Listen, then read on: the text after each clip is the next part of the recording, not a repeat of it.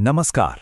आज हम एक ऐसे केस की तह तक चलेंगे जहां एक युवा डॉक्टर की रहस्यमयी मौत ने कई गहरे सवाल खड़े कर दिए। सवाल ये कि क्या ये एक आत्महत्या थी या फिर एक सोची समझी हत्या। इस मामले में डॉक्टर के पति को गिरफ्तार किया गया और फिर मामला सुप्रीम कोर्ट तक पहुंचा, जहां एक बहुत अहम फैसला आया। तो चलिए इस पूरे मामले को शुरू से समझते हैं। तो देखिए, इस पूरे केस का जो सबसे बड़ा और उलझा हुआ सवाल है वो यही है, क्या एक पढ़ी लिखी कामयाब डॉक्टर ने खुद अपनी जान ले ली जैसा कि उसका पति कह रहा है, या फिर ये एक हत्या थी जिसे बड़ी चालाकी से आत्महत्या का रंग देने की कोशिश की गई जैसा कि पुलिस को शक था। आइए इसी गुत्थी को सुलझाने की कोशिश करते हैं। अच्छा, सबूतों की गहराइयों में जाने से पहले आइए जल्दी से एक नज़र इस पर डाल लेते हैं कि यह सब कुछ हुआ कैसे और कब हुआ। कहानी की शुरुआत होती है 1.5 साल पहले, जब दो डॉक्टरों के बीच एक रिश्ता शुरू होता है। कुछ वक्त बाद दोनों शादी कर लेते हैं, लेकिन शादी के सिर्फ 3 महीने बाद ही कहानी में एक भयानक मोड़ आता है। डॉक्टर ऋचा की मौत हो जाती है और इसके ठीक 4 दिन बाद उनके पति को गिरफ्तार कर लिया जाता है। तो कहानी का पहला हिस्सा, एक शादी जो एक बहुत बड़ी त्रासदी में तब्दील हो गई।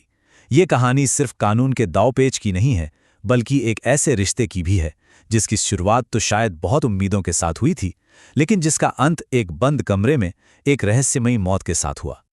अब देखिए, जब ये मामला अदालत पहुंचा तो वहां 2 बिल्कुल अलग अलग कहानियां पेश की गईं। एक तरफ था पति, जिसका कहना था कि ये एक दुखद आत्महत्या है क्योंकि उसकी पत्नी को उस पर किसी अफेयर का शक हो गया था। वहीं दूसरी तरफ थी पुलिस, जिसका दावा था कि ये कोई आत्महत्या नहीं बल्कि एक प्लान्ड मर्डर है, जिसे सुसाइड जैसा दिखाने की कोशिश की जा रही है। तो अब आते हैं इसके कानूनी पहलू पर। यह देखना बड़ा दिलचस्प है कि पति के ऊपर जो इल्ज़ाम लगे वो वक्त के साथ कैसे बदलते गए और ज्यादा संगीन होते चले गए। ये देखिए कि कानूनी प्रक्रिया कैसे आगे बढ़ी। जब पहली बार एफआईआर दर्ज हुई, तब मामला सिर्फ आत्महत्या के लिए उकसाने का था, यानी मानसिक तौर पर परेशान करने का। फिर कुछ महीने बाद जब पुलिस ने अपनी चार्जशीट दाखिल की, तो उसमें दहेज के लिए मौत का एक बहुत गंभीर आरोप भी जोड़ दिया गया। और बात यही नहीं रुकी, आखिर में कोर्ट ने हत्या का एक वैकल्पिक चार्ज भी लगा दिया। ये बदलते आरोप ही आगे चलकर सुप्रीम कोर्ट के फैसले का एक बड़ा आधार बने।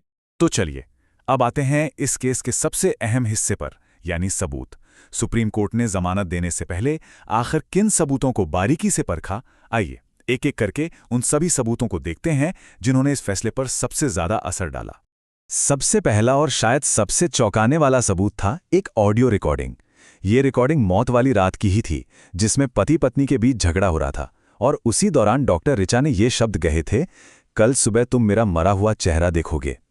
इससे ये तो साफ था कि उस रात दोनों के बीच तनाव बहुत ज्यादा था। इसके बाद आई पोस्टमार्टम रिपोर्ट। रिपोर्ट में डॉक्टर ऋचा के शरीर पर 5 अलग अलग चोटों के निशान मिले। एक इंजेक्शन का निशान, कुछ खरोंचें, एक घाव और नील के निशान। पहली नजर में ये सब देखकर किसी को भी यही लगेगा कि शायद कोई जबरदस्ती या हाथापाई हुई होगी, और इसी से पुलिस का शक और भी गहरा हो गया। लेकिन कहानी में यही एक बड़ा मोड़ आता है। जब इन चोटों की और गहराई से जांच हुई, जिसे क्वेरी रिपोर्ट कहते हैं, तो कुछ और ही बातें सामने आईं। रिपोर्ट में कहा गया कि इंजेक्शन का निशान खुद भी लगाया जा सकता है, एक घाव शायद सिरिंज टूटने से लगा हो, और सबसे बड़ी बात, नील का एक निशान तो मौत से 4-5 दिन पुराना था। इस एक बात ने केस को काफी हद तक बदल दिया। तो सवाल यह था कि अगर मौत इन चोटों से नहीं हुई तो फिर हुई कैसे। पोस्टमार्टम में यह बात बिल्कुल साफ हो गई कि मौत की वजह एक खास दवा का इंजेक्शन था। दवा का नाम था एट्रैक्यूरियम बेसिलाइट। तो ये एट्रोक्यूरियम बेसिलाइट आखिर है क्या चीज? देखिए, ये एक तरह का मसल रिलैक्सेंट है जिसे ऑपरेशन के दौरान एनेस्थीसिया देते वक्त इस्तेमाल किया जाता है। और इस केस का सबसे बड़ा और अहम पहलू यही था कि डॉक्टर ऋचा, जिनकी मौत हुई, वो खुद एक एनेस्थेटिस्ट थी। मतलब उन्हें इस दवा के बारे में पूरी जानकारी थी और ये दवा उनके लिए आसानी से उपलब्ध भी थी। अब जरा दहेज के आरोप पर आते हैं। सुप्रीम कोर्ट ने इस पर खास तौर पर गौर किया। जब परिवार ने शुरुआत में एफआईआर लिखवाई, तो उनके बयानों में दहेज की मांग का कोई जिक्र नहीं था। ये आरोप काफी बाद में लगाया गया। कोर्ट ने इसे बयानों में एक तरह का बदलाव या सुधार माना, जो केस को कमजोर कर रहा था।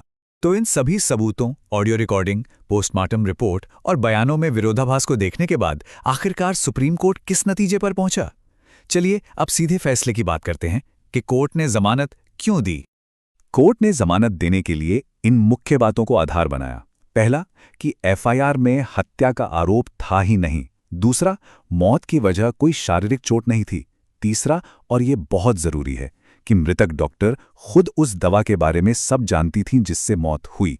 चौथा, दहेज का आरोप शुरू में नहीं बल्कि बाद में लगाया गया। और पांचवां, कि आरोपी का कोई पुराना क्रिमिनल रिकॉर्ड नहीं है, इन्हीं वजह से उसे जमानत दे दी।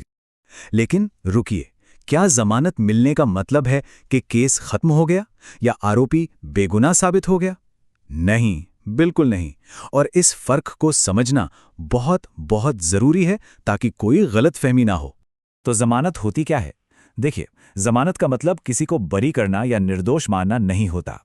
यह सिर्फ एक अस्थायी रिहाई होती है, कुछ शर्तों के साथ, ताकि आरोपी जेल के बाहर रहकर अपने मुकदमे का सामना कर सके। ये इस बात की गारंटी होती है कि वो सुनवाई के दौरान अदालत में हाजिर रहेगा।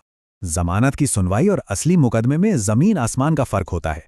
जमानत के वक्त कोर्ट बस पहली नजर में यानी प्राइमा फेसी देखता है कि क्या कोई केस बनता भी है या नहीं। लेकिन जब असली ट्रायल शुरू होता है तो हर सबूत को संदेह से परे यानी बियॉन्ड रीजनेबल डाउट साबित करना पड़ता है। और इसी बात को पूरी तरह साफ करने के लिए सुप्रीम कोर्ट ने अपने फैसले में ये लाइन खास तौर पर लिखी। उन्होंने कहा कि इस फैसले में जो भी बातें कही गई हैं वो सिर्फ और सिर्फ जमानत पर विचार करने के लिए हैं। इसका सीधा मतलब यह है कि निचली अदालत जब असली मुकदमा चलाएगी तो वो इस जमानत के फैसले से बिल्कुल भी प्रभावित नहीं होगी। तो अब आगे क्या? सुप्रीम कोर्ट ने जमानत पर तो फैसला दे दिया, लेकिन असली कानूनी लड़ाई तो अब शुरू होनी है। ट्रायल चलेगा, गवाह पेश होंगे, सबूतों पर फिर से बहस होगी। सवाल अब भी वहीं खड़ा है, क्या अभियोजन पक्ष इसे एक हत्या साबित कर पाएगा या फिर ये केस एक दुखद आत्महत्या का ही मामला बनकर रह जाएगा? इसका जवाब तो हमें आने वाला वक्त ही देगा।